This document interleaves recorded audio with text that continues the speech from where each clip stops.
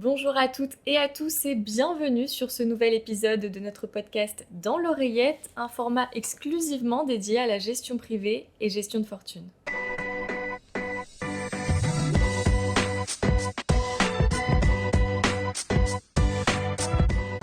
Aujourd'hui, nous retrouvons Sophie Lame-de-Tré, responsable de l'offre non cotée chez Cyrus, pour parler de la démocratisation des actifs non cotés. Bonjour Sophie. Bonjour Lola. Pour débuter, Sophie, peux-tu nous dire d'où vient la démocratisation de ces actifs ? Oui, bien sûr Lola. À l'origine, les institutionnels ont investi sur ces actifs parce qu'ils recherchent de la performance pour honorer leur engagement de long terme au passif de leur bilan. La démocratisation de cette classe d'actifs a commencé en réalité avec les entrepreneurs qui ont ouvert leur capital à des fonds d'investissement. Ces entrepreneurs ont vécu la transformation de leur entreprise et la création de valeur de l'intérieur. Et lorsqu'ils ont encaissé la vente de leurs titres, ce qu'on appelle communément le cash-out, ils ont naturellement investi leur cash dans ces fonds parce qu'ils comprennent d'où vient la performance.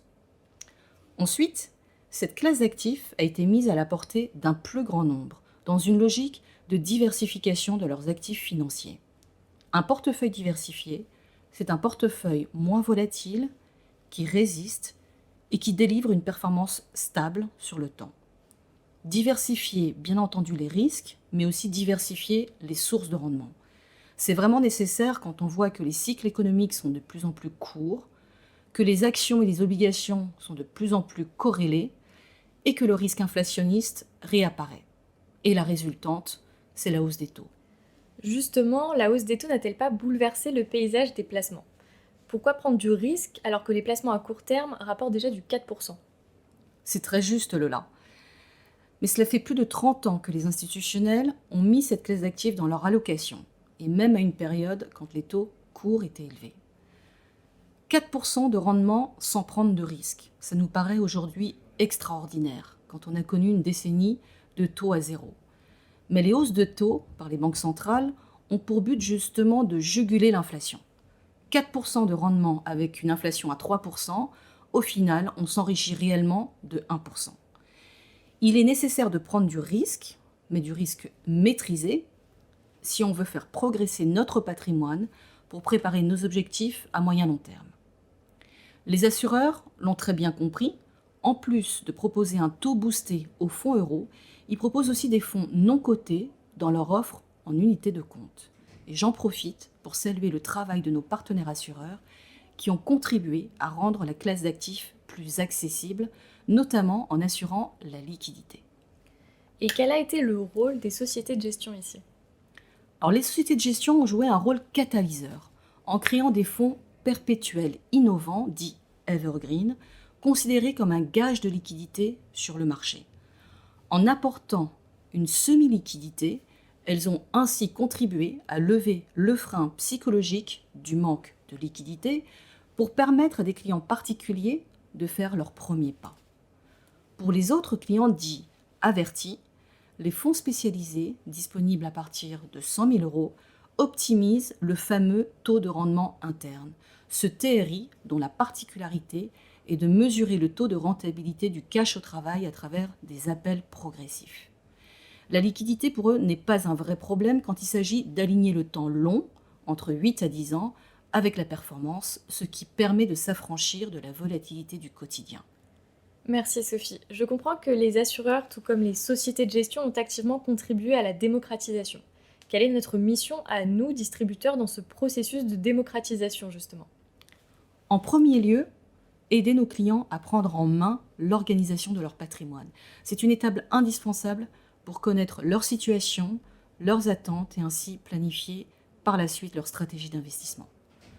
En second lieu, aider nos clients à construire leur portefeuille en actifs non cotés sur les 3 classes d'actifs à part entière que sont le private equity, la dette privée et les actifs réels. On intègre une dimension d'ingénierie patrimoniale car la réflexion en amont sur le mode de détention permet des économies fiscales. En troisième lieu, sélectionner les offres pertinentes pour nos clients, en architecture ouverte, ou alors les structurer pour leur donner l'accessibilité. En quatrième lieu, mettre en adéquation l'offre avec les besoins et les profils de nos clients. Et enfin, il nous faut assurer le suivi des investissements Au-delà de la qualité des offres, le service et l'accompagnement sont primordiaux, car l'offre d'actifs non cotés devient foisonnante. Offre foisonnante, mais la démocratisation du non-coté doit sans nul doute répondre aux besoins patrimoniaux de nos clients. Pourrais-tu nous donner quelques exemples? Oui, bien sûr, Lola. J'ai 3 exemples en tête. Un grand nombre de nos clients cherchent à préparer leur retraite ou n'ont pas besoin de toucher à une partie de leur épargne. Ils vont donc investir sur un horizon long et ainsi se laisser le temps de créer de la valeur sereinement.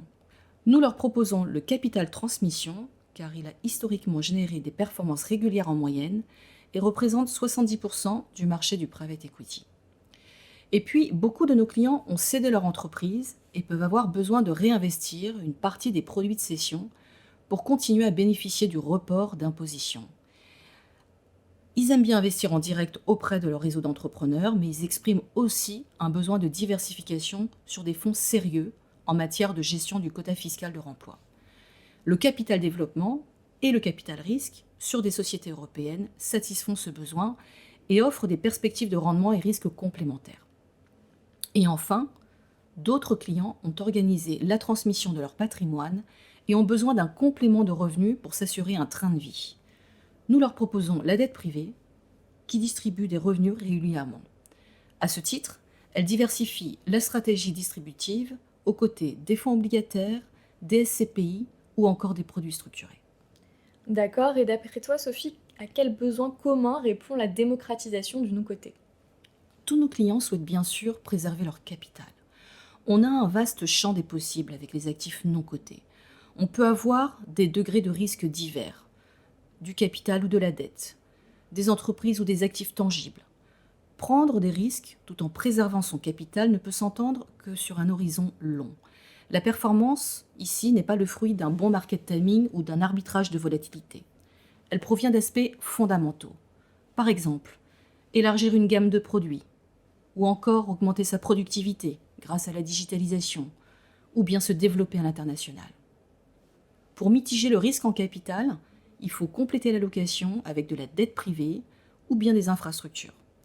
Les infrastructures jouent un rôle de protection, car elles servent les besoins essentiels de la population. On a une bonne visibilité des cash flows protégés, a fortiori par des barrières à l'entrée. Elles sont donc un bon rempart contre l'inflation. Merci Sophie. Est-ce qu'il y a d'autres besoins auxquels pourrait répondre le non-coté? Oui, Lola. Nombreux sont nos clients qui veulent également donner de l'utilité à leurs investissements. Je veux comprendre à quoi sert mon argent, ce qu'il finance, quel type d'activité, la durabilité de ces activités et l'impact en matière de création d'emplois. Le private equity permet d'aller plus loin. Quand on combine des critères extra-financiers au business plan financier, on a là de véritables outils de création de valeur. Par exemple, il existe un modèle de croissance qui peut concilier la performance d'impact à la performance financière. On parle ici de soutenir des entrepreneurs qui apportent une solution aux problèmes environnementaux et sociaux. Donner du sens à ces investissements, Lola, ce n'est pas forcément aller chercher des fonds d'impact. Parfois, la mission de la société de gestion parle d'elle-même. Par exemple, permettre à des dirigeants d'entreprise de prendre le contrôle de leur société quand ils ne l'ont pas. Comment fait-on cela? Eh bien, on leur apporte une dette mezzanine plutôt que de s'imposer dans leur capital. On favorise ainsi un meilleur partage de la valeur. Et nos clients dirigeants d'entreprise y sont d'ailleurs très sensibles. Merci. Je comprends que la démocratisation des actifs non cotés répond à un véritable besoin patrimonial. Mais le contexte macroéconomique actuel est-il propice au marché privé? Tu as raison, Lola. Ce n'est pas une classe d'actifs immunisée des cycles économiques. En revanche, elle a traversé de nombreux cycles et l'histoire nous montre qu'elle s'est adaptée. Ne perdons pas de vue que la surperformance tant démontrée des marchés privés sur les actifs cotés repose avant tout sur des aspects de gouvernance et d'alignement des intérêts. On définit ensemble, actionnaires, dirigeants, salariés, des business plans et on va prendre les décisions pour atteindre un objectif commun, et ceci dans un temps limité. Si on regarde les études académiques, on voit que 75% de la performance provient de l'opérationnel. La croissance des résultats, c'est ce qui permet de revaloriser une entreprise. Merci Sophie. Quels seraient les derniers conseils que tu pourrais donner à nos auditeurs? Alors, Tout d'abord, bien définir son épargne de long terme qui sert à financer les projets de vie. Ensuite, intégrer dans votre allocation l'inflation. C'est un paramètre qui semble persistant et raisonné en rendement réel, c'est-à-dire après inflation. Et enfin, saisissez ce temps que vous avez devant vous en construisant votre allocation en actifs non cotés. Ce temps est une source de rendement, il crée de la valeur. En matière d'allocation, le private equity primaire est l'actif idoine à mettre en fonds de portefeuille pour répondre à une exigence de rendement plus élevée. Il est en mesure de restituer une performance fondamentalement palpable sur un terme long. Ensuite, la dette privée bénéficie d'un contexte favorable, lié à un environnement structurellement changeant. La sélection d'actifs de qualité permet de préserver les rendements annoncés. Et enfin, le private equity secondaire offre de belles opportunités aux acheteurs en quête d'un cycle d'investissement plus court. Merci Sophie pour ton expertise. Comme vous avez pu l'entendre, les actifs non cotés peuvent être source d'opportunités, quelle que soit votre situation. Nous vous invitons à vous rapprocher de votre conseiller habituel pour plus d'informations. En ce qui nous concerne, on se retrouve très vite pour un nouvel épisode de notre podcast Dans l'oreillette sur notre chaîne Cyrus. Retrouvez également l'ensemble de nos actualités sur notre site web cyrus.fr ou sur notre page LinkedIn. À bientôt!